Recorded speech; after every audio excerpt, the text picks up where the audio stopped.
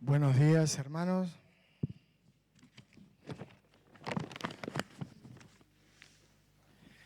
Bueno, el jueves me llamó por teléfono Billy, porque en realidad tenía que estar Billy acá ahora.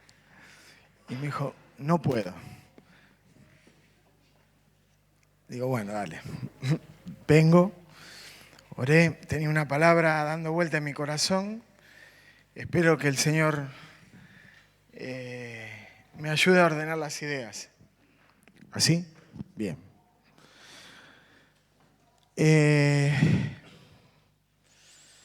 Hace un tiempito tuve la oportunidad de conocer la historia de una persona que lo compartí en el grupo casero la última vez que nos juntamos y me siguió dando vuelta esa historia. La historia de un hermano que para mí fue un descubrimiento. Nacido en Checoslovaquia en el año 1592 y murió en 1670, que para la época vivió muchísimo, pero muchísimo. Se llamaba Juan Amós Comenio. ¿Y quién era Comenio? Yo lo estoy estudiando y una materia que se llama didáctica, aparece Comenio como el padre de la didáctica occidental, moderna y contemporánea, teólogo, y a mí me llamó la atención. Entonces empecé a escarbar un poquito en la historia de este hombre. Y la verdad que fue una bendición muy grande conocer la historia de este hermano. Europa se encontraba en su tiempo muy convulsionada. Había sucedido la Reforma Luterana y la Iglesia Católica hacía una persecución sanguinaria a todos los grupos que se iban levantando. Costó muchísimo que nos llamaran hermanos, primero apartados y ahora hermanos, pero al principio nos cortaban la cabeza. Y Comenio estuvo en ese momento, pertenecía a una congregación evangélica que se llamaba la Iglesia La Hermandad, en Checoslovaquia.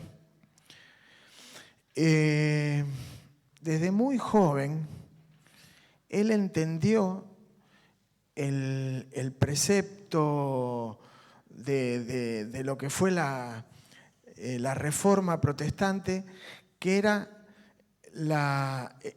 el sacerdocio universal, que todos éramos sacerdotes, cosa que llega hasta hoy en día. Nosotros todos somos sacerdotes de nuestros hogares. Él entendió eso y decía, bueno, pero en aquel momento la misa se daba en latín y de espalda al público o a la gente y el pueblo no le llegaba la palabra, no aprendían. Y él veía que la gran necesidad era que la gente aprendiera. Ahora, ¿cómo iban a aprender si casi todos eran analfabetos? Y bueno, ahí fue su gran obra.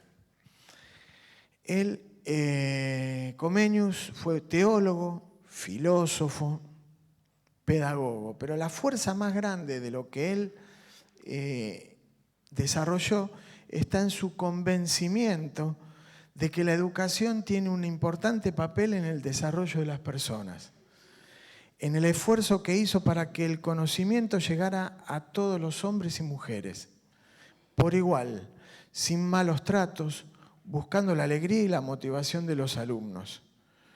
El establecimiento de la pedagogía como ciencia autónoma y la inclusión en sus métodos de ilustraciones y objetos fue el primer hombre que editó un libro para chicos, ilustrado.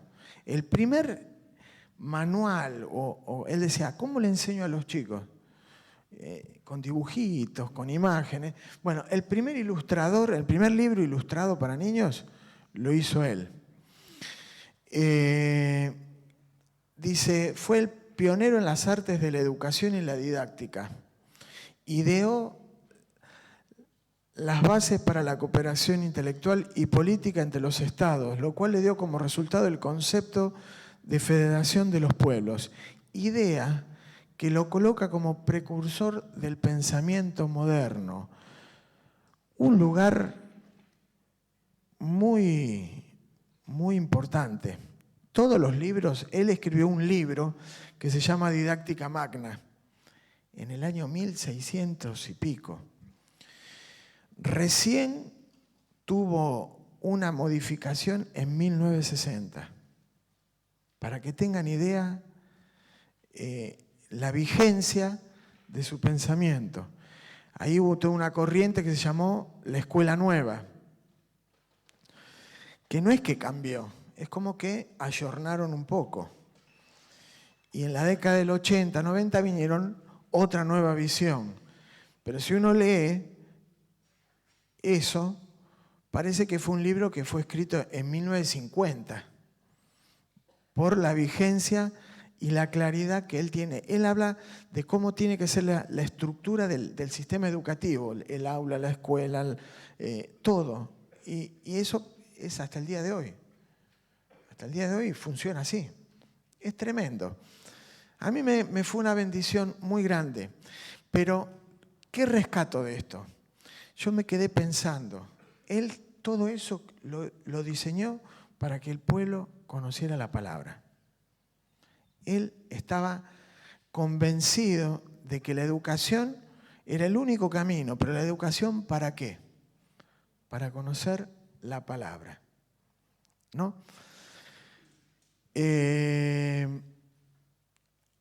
Cuando se desarrolla todo el sistema educativo, se empieza a hablar al hombre, genéricamente, ¿no? Al hombre y mujer, no, pero al ser humano como un sujeto. Y esa definición la abarca tanto la psicología, la filosofía, la sociología. ¿Y qué significa el sujeto?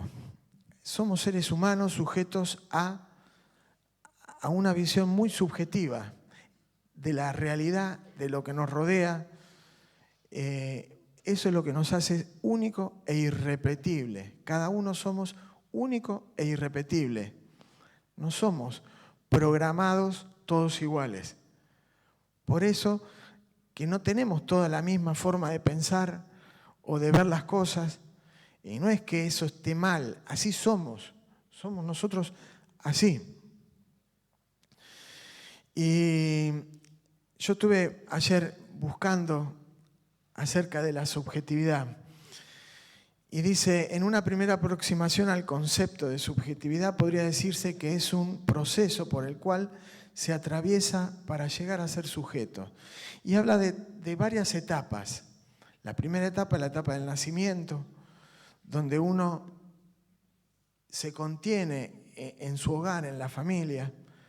La segunda etapa, en la relación con la madre, en donde uno es totalmente vulnerable y recibe la protección de la madre.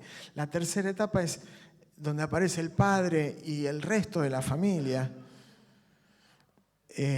Habla de una cuarta etapa donde uno empieza a controlar o manejar sus estados emocionales.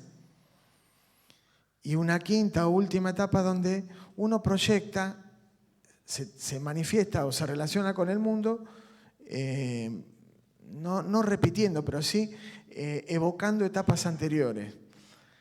Todos los problemas del ser humano aparecen en las fallas en las distintas etapas. En una infancia destruida, en una mala relación con los padres. Y cuando uno llega al Señor y llega destruido, llega porque se conformó mal en alguna de esas etapas. Todos somos diferentes. En definitiva, eso es lo que quería transmitir. Todos somos distintos. Hebreos 4:12 nos dice: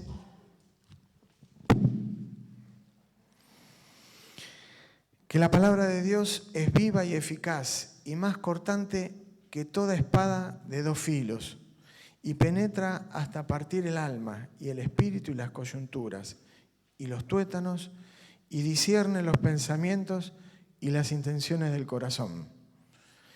Y no hay cosa creada que no sea manifiesta en su presencia. Antes bien, todas las cosas están desnudas y abiertas a los ojos de aquel a quien tenemos que dar cuenta. ¿Dónde nos unimos? Nos unimos a través de la cruz. Todos somos distintos, todos tenemos una manera de ver distinta. Y la entrada al reino, haber conocido a Jesús, nos lleva a la cruz.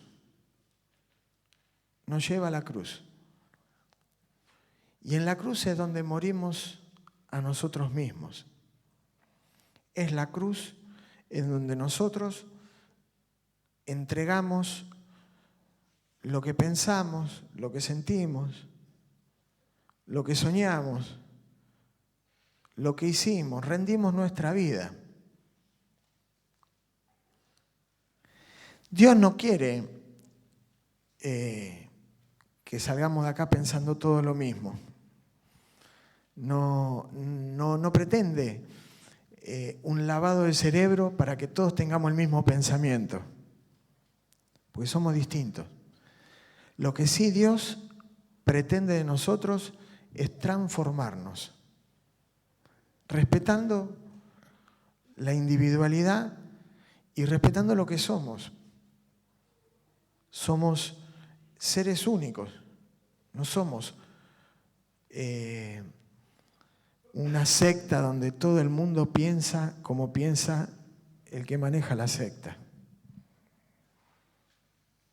Somos el cuerpo de Cristo. Y el Señor nos dejó el Espíritu Santo y su palabra. Y la palabra de Dios es viva y eficaz. Y permanece, esta misma palabra es la que usaba Comenio para tratar de enseñar a la gente que tenía que conocerla para ser salvo. Es la misma palabra. El ser humano cambió muchísimo. A lo largo de estos 400 años casi, este año se conmemora los 500 años de la Reforma Protestante. El hombre cambió, pero Dios no cambió. Y nosotros cambiamos. Cambió la subjetividad nuestra. Vemos las cosas de otra manera. Y en los últimos 20 años, 25 años, más todavía, con toda una revolución tecnológica que dio vuelta al mundo. Pero la palabra de Dios sigue siendo la misma. Sigue siendo la misma. A mí me llamó mucho la atención la historia de Job. Job no era israelita. Job era una persona oriental, no pertenecía al pueblo de Israel. Y Dios lo tuvo en un lugar muy alto. Era una persona que creía en Dios, en el oriente, y llevaba una vida santa, apartada, temerosa. Y resulta de que, bueno, todos conocemos la historia. Llegó al final, pasó por un montón de pruebas dificilísimas.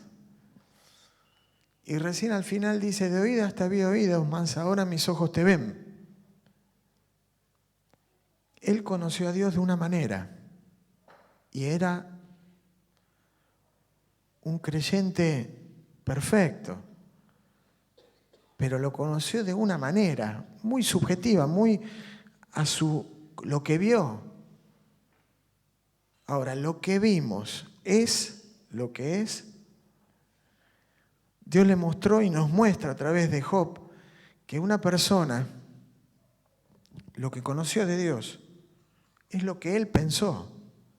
Pero eso es Dios. Él pasó por situaciones muy difíciles y recién después de todo eso dijo, de oídas te había oído, mas ahora mis ojos te ven. Lo que nosotros conocemos de Dios, yo recuerdo una vez a Keith Benson decir, ¿qué es la santidad de Dios? Y dio una ilustración que es el día de hoy, es como el mar, el océano. Bueno, ¿cómo es? Y podemos hablar de la santidad y bueno, agarro una botellita y traigo 1 litro de agua de mar y la muestro. Este es el mar. No, no es el mar. Es imposible describir y traer la presencia de Dios para entenderlo racionalmente. Es muy difícil poder explicar algunas cuestiones. Dios es muy grande, más allá de lo que pensamos o entendemos nosotros. Nos excede. Y cuando nosotros pensamos que lo entendimos, la embarramos. No entendimos nada. Porque somos cada vez más limitados. Estamos sujetos a una subjetividad, a una forma de pensar, a una forma de razonar que tiene que ir cambiando. Por eso el Espíritu Santo nos dice que nos tenemos que renovar en nuestro entendimiento, porque es subjetivo y necesitamos una transformación. Eso es lo que nos pide el Espíritu Santo. Nos pide transformarnos. No quiere masificarnos en un solo pensamiento. Nos quiere transformar. La gente va a conocer que Dios existe cuando se encuentre con personas, no que hablen todo lo mismo. Vos, cuando ya uno abre la boca, vos sos de aquello. Es como que, no, que salga otra cosa de adentro. Porque por ahí yo lo digo de otra manera, no como lo tengo que decir. Lo dije de otra manera porque estoy viviendo la palabra. La palabra va a ser siempre la misma. Y yo por ahí lo dije de otra cosa, de otra manera. Y esa persona dice esto. Y estamos diciendo lo mismo. No estamos repitiendo un eslogan. Hay un eslogan de una telefonía personal que dice, cada persona es un mundo. Y desde el concepto de subjetividad es verdad, cada persona es un mundo. Pero ese es el extremo. Nosotros estamos en el otro lado y en el medio está la cruz. Nunca nos tenemos que olvidar la cruz, porque es ahí donde entramos todos. No podemos vivir la vida cristiana y que Dios transforme nuestra vida sin tener en cuenta la cruz.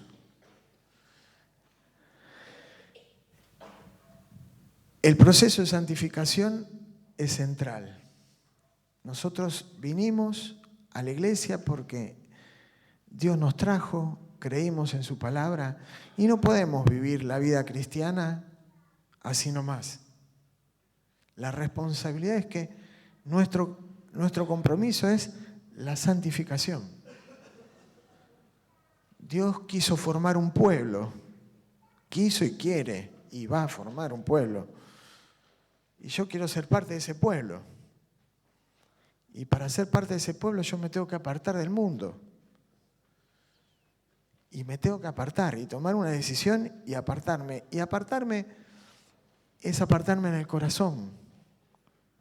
Y darme cuenta que yo tengo una raíz caída y que tengo que ir todos los días a la cruz y que tengo que ser transformado y que Dios tiene que tratar mi pecado. Porque el pecado no se va. Dios me perdona el pecado, pero yo después el pecado tengo que tratar ese pecado en mi vida. Yo puedo dejar de hacer algunas cosas, pero me quedan las motivaciones. Y Dios tiene que tratar nuestro corazón. No es que borrón y cuenta nueva, ya está, salgo con la ropa limpia y ahora hago lo... No, no. Dios tiene que tratar nuestro pecado. Por eso necesitamos ser transformados todos los días. Y el día que nos vayamos de esta tierra, por ahí estamos un poquito más transformados. Pero nuestro andar como iglesia es ser transformados. El pecado está en el corazón del hombre y por eso tenemos que lidiar cotidianamente. Por eso dice la palabra que tenemos que tomar la cruz todos los días. El día que no la tomé, lo más probable es que salga alguna maleza en el jardín. Somos sujetos, pero ¿sujeto a qué? A pasiones, a conceptos, a pensamientos. Tenemos que sujetarnos voluntariamente a la palabra. Tenemos que ir a la palabra voluntariamente. Todo lo demás es involuntario. Nuestras reacciones es involuntaria. Lo que tenemos, lo que nos sale de adentro es involuntario. Pero lo que sí es voluntario es ir, como dice la palabra, ir y tomar la cruz, ir a la palabra. ¿Qué el Señor nos tiene preparado para hoy? ¿Qué palabra Dios quiere? Leer la palabra, buscar la palabra, quedarse con un texto dando vuelta en la cabeza. Y lo más difícil, dejarse modelar por la palabra. Dios dice que está mal esto y está mal. Dios dice que esto es pecado y es pecado. Yo puedo negociar interiormente y buscarle la vuelta, pero lo que es pecado es pecado. Ese es el gran problema de la iglesia. ¿Me entienden? No podemos lidiar, no podemos negociar con el pecado. No podemos negociar con el pecado. No podemos hacer un trato con lo que tiene que morir. Tiene que morir. Si queremos ver la gloria de Dios, tenemos que morir. Tenemos que apartarnos del pecado. Si queremos ver un avivamiento, tenemos que ponernos y posicionarnos en ese lugar. Señor, esto está mal, está mal. ¿Sí?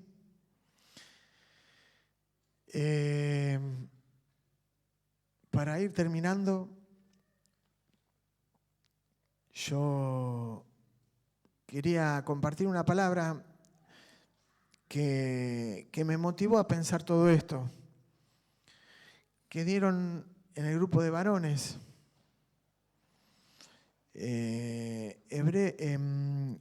Primera de Juan 3:20.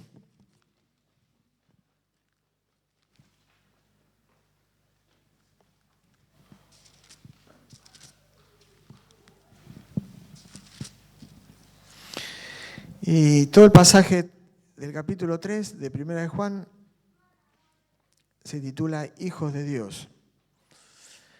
En el versículo 20 dice: